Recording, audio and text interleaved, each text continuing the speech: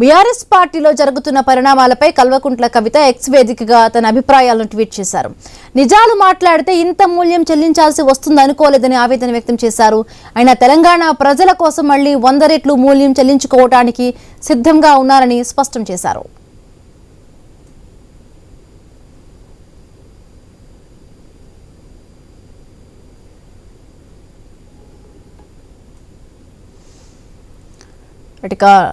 Kalvakuntla Kavitha X లో tweet చేశారు. నిజాలు మాట్లాడితే ఇంత మూల్యం చెల్లించాల్సి వస్తుందనుకోలేదు. అయినా తెలంగాణ ప్రజల కోసం మళ్ళీ 100 రెట్లు మూల్యం చెల్లించుకోవడానికి సిద్ధంగా ఉన్నానంటూ కూడా ఆవిడ ట్వీట్ చేయడం జరిగింది. సత్యమేవే జైతే అంటూ కూడా ఎక్స్ లో ఒక ట్వీట్ ని చేశారు. సత్యమేవే జైతే, జై తెలంగాణ అంటూ కల్వకుంట్ల కవిత ఎక్స్ వేదికగా కూడా మాట్లాడారు. నిజాలు మాట్లాడితే ఇంత మూల్యం చెల్లించుకోవాల్సి వస్తుందనుకోలేదు. అయినా తెలంగాణ ప్రజల కోసం మళ్ళీ 100 రెట్లు మూల్యం చెల్లించుకోవడానికి సిద్ధంగా ఉన్నాను అంటూ సత్యమేవ జైతే,